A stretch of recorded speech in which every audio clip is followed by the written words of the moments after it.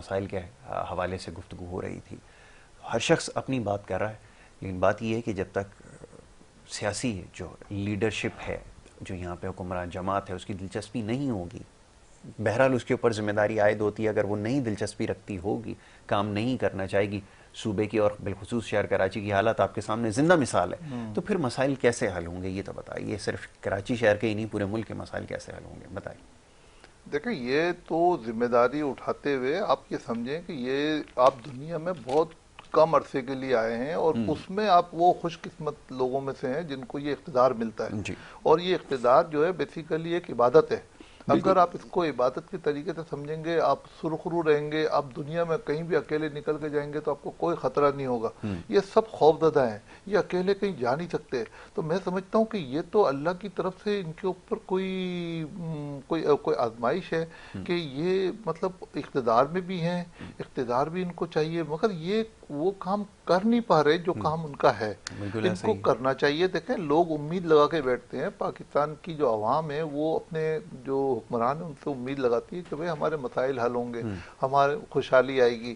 اب ہم خوشحالی بظاہر اپنے آپ کو سمجھتے ہیں کہ ہم خوشحال ہو رہے ہیں، مگر ہم قرضدار ہوئے چلے جا رہے ہیں. بالکل ایسا ہی ہے. تو قرضدار آدمی کبھی بھی جو ہے نا خوشحال نہیں ہوتا ہے. نہیں ہو سکتا. بالکل جب ایسا ہی ہے. تک کہ میری نظر میں یہ ہے کہ جب تک ہم اپنے قرضے سے آزاد نہیں ہوں گے، ہمیں آزادی نہیں ملے گی. بے شک آپ جو ہے نا جتنے بھی پٹاخے پھوڑ لیں، جتنی جشن آزادی منا لیں، جتنی پریڈیں کر لیں، آپ آزاد نہیں ہیں. آزاد ہونے کے لیے آپ کو سب سے پہلے اپنے اوپر سے قرضے کا بوجھ اٹھانا پڑے گا، اور پھر اللہ کو راضی کرنا پڑے گا. اللہ کو راضی کرنے کا آپ تو اللہ سے جنگ کر رہے ہیں، اور پھر ہم بول رہے ہیں ہم آزادی منا رہے ہیں. اللہ کو سب سے پہلے آپ اللہ کو راضی کرو. بالکل ٹھیک ہے. آپ دنیا میں اگر آپ نے اللہ کو راضی کر لیا تو سمجھ لیں آپ کی ہر جگہ فتح ہے، بالکل کوئی آپ ٹھیک کو ہے. شکست نہیں دے سکتا. اچھا اب یہ بتائیے کہ یہ ممکن کیسے ہوگا؟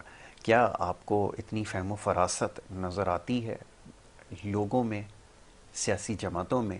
وہ یہ جو باقی ماندہ جو سیاسی جماعتیں ہیں کیا سیاست کر رہی ہیں یہ بھی لوگوں کے علم میں ہے. کوئی بہت آپ سمجھ لیں کہ کوئی آئیڈیل تو پرفارمنس نہیں ہے، لیکن پھر بھی کسی نہ کسی معاملے کے اوپر ساتھ ایک جگہ بیٹھ تو گئے، ماں سوائے ایک آپ کو پتہ ہے کہ وہ اپنے آپ کو جو ہے سب سے، کیا میں کہوں، میرے پاس الفاظ نہیں ہیں.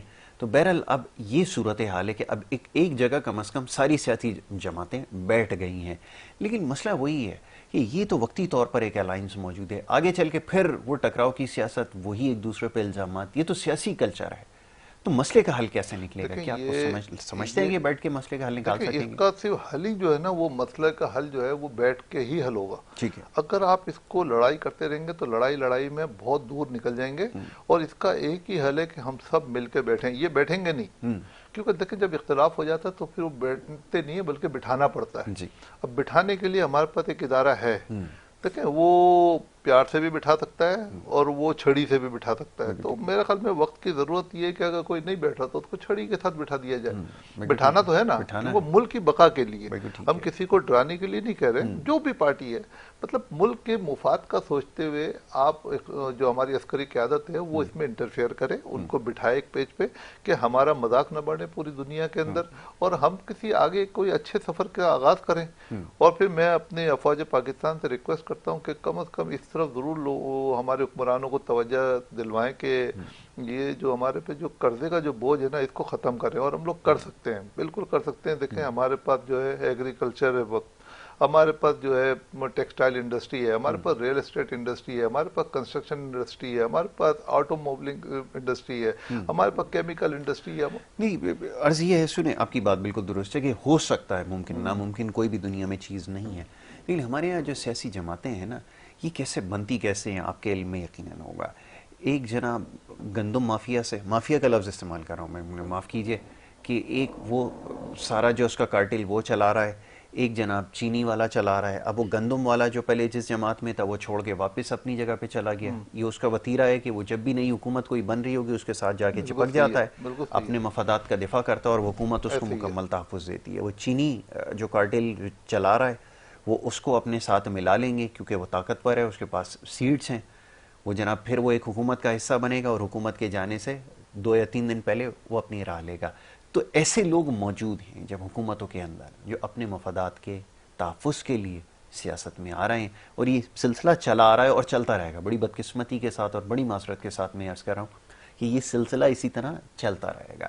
تو پھر ایسے لوگ جب آپ کے اوپر مسلط ہوں گے، آپ کیسے امید رکھیں گے کہ آپ کو قرضوں سے نجات دلائیں گے، یا ان کی یہ سوچ ہوگی کہ اس طرح کا ایک معاشی نظام لے کر آئیں جو سود سے پاک ہو؟ کیسے ممکن ہے یہ فرمائیے؟ دیکھیں یہ جو آپ بات کر رہے ہیں نا کہ کیسے ممکن ہے، بالکل میں تو بڑا 100% اللہ کی ذات سے بڑا مطمئن ہوں. یہ لوگ صرف سمجھتے ہیں کہ ہم پورا یہ ویٹ کا نظام چلا رہے ہیں، چینی کا نظام چلا رہے ہیں یا دوسرے نظام چلا رہے ہیں. یہ ان کی غلط فہمی ہے. دیکھیں آپ اللہ کو راضی کریں گے اب سب چیز صحیح ہوگی، ورنہ ایک دن ایسا آتا ہے یا ایک ایسا لمحہ آتا ہے کہ اس وقت جو سانس آ رہی ہے نا وہ نہیں آتی، بے شک تو ساری چیزیں ختم ہو جاتی ہیں. ختم ہو جاتی تو وہ صرف وہ خوف نہیں ہے کہ جس دن یہ جو سانس آ رہی ہے نا یہ اللہ ہے، اور جس دن یہ سانس رک گئی تو یہ ساری آپ کی مشینری رک جائے گی. ایسے ہی تو جب تک موقع ملا ہے عوام کی خدمت کریں، آپ اللہ کو راضی کریں اور آپ دیکھیں آپ خوشحال رہیں گے. اب ان کی اس سے بڑی بدقسمتی کیا ہے یاسر صاحب کہ یہ لوگ عوام میں جا نہیں سکتے، بالکل ایسا ہی. یہ ایک عام دکان پہ جا نہیں نہیں سکتے، جا سکتے. یہ بغیر اپنا پروٹوکول کے جو ہے کہیں باہر نکل نہیں سکتے. انقلاب کی باتیں ہو رہی ہیں اور اپنی شاہی محلوں کے اندر قید ہیں، وہاں سے نکل باہر نہیں سکتے، اور لوگوں کو ترغیب دے رہے ہیں کہ آپ گھروں سے نکلیں اور جو ہے اس طرح انقلاب برپا کریں. یہ سوچ ہے اور یہ لوگ ہیں. اب آپ بتائیے. تو مجھے بتائیں کہ کیا اس کلچر کے اندر ہم لوگ آزاد ہیں؟ اور پھر یہ جو حکمران جن کو ہم کہتے ہیں یہ حکمران تو اتنے اللہ کی اوپر کوئی رحمتیں نہیں ہیں. رحمتیں تو وہ ہوتی ہیں گی کہ جیسے آپ آزادانہ جو نا زندگی گزار رہے ہیں، آپ کو کوئی ڈر خوف نہیں ہے. یہاں تو گھر کے اندر بلی چھلانگ لگا دیتی ہے تو ہارٹ اٹیک ہو جاتا ہے کہ پتہ نہیں کون کود جاتی. یہ صرف اسی چیز کا نتیجہ ہے کہ ہم جو جھوٹا قرآن اٹھاتے ہیں، ہم قرآن اٹھا کے سارے جو وزارتیں آتی ہیں گی وہ قرآن اٹھا کے آتی ہیں، اور حلف اٹھانے کے بعد پھر ہم اس کی نفی کر رہے ہوتے ہیں. تو آپ کیا سمجھیں اللہ کو راضی کر رہے ہیں؟ پہلا سبق ہے ہمارا جو ملک ہے یہ اسلامی نظریے پہ بنا ہے. اسلامی نظریہ یہ ہے کہ ہم اوت اٹھا کے جھوٹ بولیں. آپ سمجھ لیں کہ یہ تو میرا ایمان ہے کہ جو یہ کام کر رہا ہے تو بظاہر میں تو ہنستا ہوں ان لوگوں کو دیکھ کر ٹی وی پہ جو کام کر رہے ہوتے ہیں. میں کہتا ہوں یار یہ بیچارے مسکین ہے، کیونکہ یہ جس طرف جا رہے ہیں یہ بظاہر سمجھتے کہ ہمیں نشہ ہے، ہمارے کو اقتدار مل رہا ہے، مگر یہ بہت خسارے میں ہے. اور آپ مجھے بتائیے یہ خسارے میں نہیں ہے، یہ لڑ رہے ہیں. مطلب ایسی لڑائی تو گھروں میں نہیں ہوتی ہے، باہر محلوں میں نہیں ہوتی جو ابھی ٹی وی پہ بیٹھ کے ہو رہی ہے. مطلب کس چیز کی دشمنی ہے؟ اچھا آپ کو اقتدار ملے گا آپ کریں گے، میرے کو ملے گا میں کروں گا، شاید نہیں کروں. وجہ ہے کہ اوت اٹھانا پڑے گا، جھوٹ بولنا پڑے گا. پھر میرا اپنا جب لوگ کہتے ہیں کہ یہ خدمت والا جذبہ ہے تو خدمت کے لیے آپ کو اتنی طلب کیا ہے کہ آپ کو بس یہ خدمت آپ ہی نے کرنی ہے. دے دیں کسی کو خدمت کرنے کا موقع، جب آپ کیونکہ جب آپ کو کوئی اس میں جب ارننگ نہیں ہے، پیسے نہیں مل رہے تو کوئی نہ کوئی تو انسینٹیو ہے، کچھ نہ کچھ تو ہے، انسینٹیو ہے. تو یہ اس کے پیچھے لگے، ورنہ اقتدار کو بہت خوب. تو میں کہتا ہوں اقتدار کی چھوڑ دیں. آپ اپنا فلنتھراپی کا کام جو تھے وہ کر رہے تھے، ماضی میں بھی کرتے رہیں. اگر آپ کو اتنا کام کرنے کا شوق ہے اور یہ سمجھ لینا کہ میں ہی کل مسائل کا حل میرے پاس ہی ہے، عقل کل جو ہے وہ میں ہی ہوں، یہ ایک بہت بڑی غلط فہمی ہے. اب خیر ارد گرد کے لوگ بھی جو ہے نا جب اس طرح کے ہوں، جو ایک کو تو خیر پکڑ لیا ہے تو باقیوں کو بھی پکڑ لیں جلدی تو مسئلہ حل ہو.